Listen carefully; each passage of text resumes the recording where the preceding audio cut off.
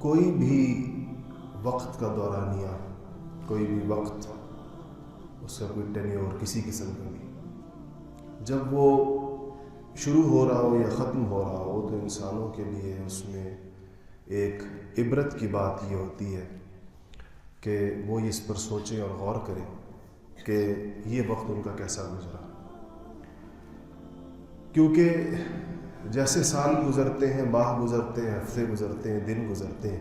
گھنٹے گزرتے ہیں، گھڑیاں گزرتی ہیں، ایسے ہی ساری زندگی انسان کی گزر جاتی ہے. کوئی شخص بھی اپنے ماضی کی طرف دیکھے تو جتنا زمانہ اس کو یاد ہے، ایک بچے کو عام طور پر 6-7 سال کی عمر سے اس کا شعور بیدار ہو جاتا ہے اور اس کو چیزیں اس دور سے یاد رہنا شروع ہو جاتی ہیں.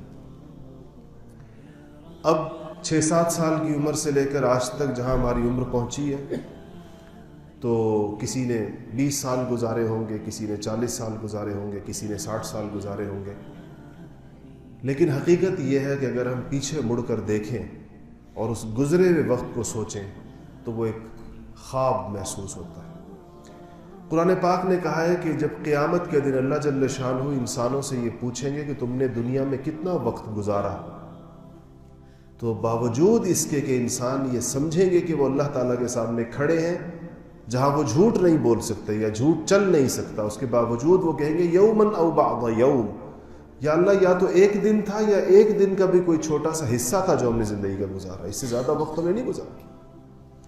تو حسرت اور پچھتاوا رہ جاتا ہے، وقت گزر جاتا ہے. حدیث شریف میں آتا ہے کہ جنت میں جانے والوں کو کسی چیز کا ملال اور کسی چیز پر ندامت اور افسوس اور حسرت نہیں ہوگی، کیونکہ جنت ہے، ظاہر بات ہے جنت میں افسوس تو نہیں ہے. ایک چیز صرف ہے جس کا جنت کے اندر افسوس ہوگا انسان کو، باوجود اس کے کہ وہ جنت کی نعمتوں کے اندر ہوگا، اور وہ افسوس ان گھڑیوں پر ہوگا، ان لمحوں پر ہوگا، ان منٹوں اور سیکنڈوں پر ہوگا جو دنیا میں اللہ کی یاد کے بغیر اس نے گزاری. اس کی وجہ کیا ہے؟ وہاں وہ ان لمحوں کے نتائج دیکھ رہا ہوگا. جب اس کو پتہ چلے گا کہ ایک سیکنڈ کی عبادت کا یہ صلہ مجھے ملا ہے، تو اپنے ان لاکھوں کروڑوں سیکنڈوں پر اس کو حسرت اور ندامت اور افسوس ہوگی جو اس نے بغیر کچھ کمائے گزار دیے. اگر بغیر کچھ کمائے گزارے اس پر بھی افسوس ہوگا تو سوچے کہ جن گھڑیوں کے اندر گناہ کمائے ہیں اس پر کتنی ندامت ہوگی اور کتنا افسوس ہوگا. اسی لیے روایات کے اندر آتا ہے کہ حسرت اور ندامت کی وجہ سے لوگ اپنے ہاتھوں کو دانتوں سے بھنبھوڑیں گے اور کلائیوں اور کوہنیوں تک اپنے ہاتھ کھا جائیں گے حسرت اور ندامت کی وجہ سے کہ ہم نے وقت ضائع کیا. وہ گھڑیاں جس کے ایک ایک لمحے کے اوپر اللہ تعالیٰ نے اس قدر اجر عطا فرمانے کے وعدے فرمائے ہیں، اور اللہ تعالیٰ جب وعدے فرماتے ہیں تو ہم سے پوچھتے بھی ہیں کہ ومن اصدق من اللہ قیلا ومن اصدق من اللہ حدیثا، کہ جو میں وعدے کرتا ہوں تم بتاؤ کہ مجھ اللہ سے زیادہ سچا کون ہو سکتا ہے اور مجھ سے زیادہ پکی بات کس کی ہو سکتی ہے. تو حدیث میں مثلاً کہا گیا ہے کہ ایک دفعہ سبحان اللہ کہنے پر،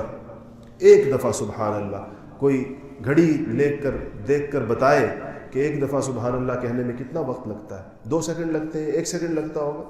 ایک دفعہ سبحان اللہ کہنے والے کے لیے جنت میں درخت لگ جاتا ہے، اور اس درخت کی اتنا وہ گھنا درخت ہوتا ہے کہ اگر اس کے نیچے ایک تیز رفتار گھوڑا دوڑے تو 500 سال تک اس کا سایہ ختم نہیں ہوگا. اتنا بڑا درخت سبحان اللہ کہنے پر لگتا ہے. اب وہ جب انسان دیکھے گا دنیا جنت میں اپنی جا کر اپنے درختوں کو دیکھے گا، حدیث شریف میں آتا ہے رسول اللہ صلی اللہ علیہ وسلم نے فرمایا کہ جنت میدان ہے، اگر تم نے اس کو باغ بنانا ہے تو دنیا میں اللہ کا نام لو، کیونکہ اللہ کا نام لینے سے جنت کے اندر بوٹے اور پودے اور درخت اور باغ لگتے ہیں اس کی وجہ سے. تو جب وہ جنت میں یہ دیکھے گا اپنا منظر کہ ایک سبحان اللہ پر یہ چیز لگی ہوئی ہے، تو اس کو ان ساری گھڑیوں کے اوپر ندامت اور افسوس ہوگا جن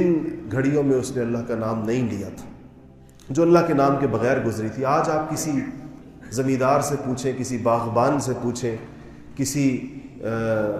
زمینوں کا کام کرنے والے سے پوچھیں، کہ کتنا وقت لگتا ہے ایک درخت کو لگانے میں،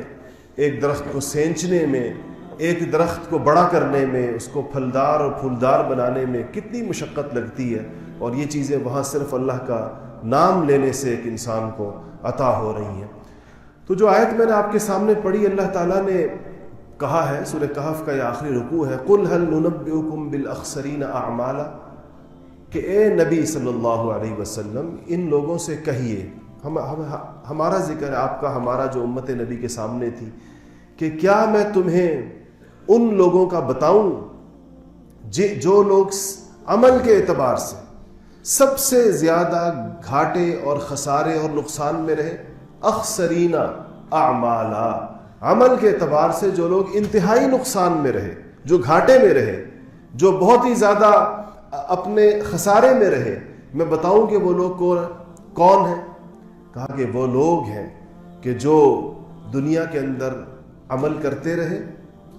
اور یہ سمجھتے رہے کہ یہ عمل ہمارا آخرت کے اندر ہمیں کچھ دے گا، اس عمل کے اوپر ہمیں آخرت میں کچھ ملے گا، اور آخرت کے اندر ان کو یہ پتہ چلے گا کہ اس عمل کے اوپر آخرت کے اندر کوئی اجر نہیں ہے۔ یعنی وہ ساری عمر یہ کرتے رہے، ایک عمل کرتے رہے، اور اس امید پر کرتے رہے کہ اس عمل کی ہمیں جزا ملے گی، اس عمل کے اوپر ہم سے اللہ تعالیٰ راضی ہوں گے، اس عمل کے اوپر ہمیں ثواب ملے گا اور ہمیں جنت ملے گی۔ اور جب ان کو قیامت کا میزان قائم، تو اللہ پاک نے فرمایا کہ ان کو اس دن پتہ چلے گا کہ اللہ تعالیٰ نے ان کے عمل کو تولنے کے لیے تو کوئی میزان ہی قائم نہیں فرمایا، کوئی تول ہی نہیں رکھا جس پر اس عمل کو تولا جائے۔ تو کتنی حسرت اور ندامت ہوگی اس پر انسان کو۔ یہ وقت انسان کے پاس ہوتا ہے دنیا میں کہ وہ اس پر اثر نو غور کرے، اپنی زندگی کے اوپر، اپنے اوقات کے اوپر، اپنے لمحات کے اوپر، اپنی زندگی کی گھڑیوں کے اوپر، کہ وہ کس شغل میں بسر ہو رہی ہیں، وہ کس چیز میں بسر ہو رہی ہیں۔ اس پر میں آپ کو چند چیزیں عرض کرتا ہوں کہ جو پورے اسلام کا ڈھانچہ ہے، جو خلاصہ ہے پورے کے پورے اسلام۔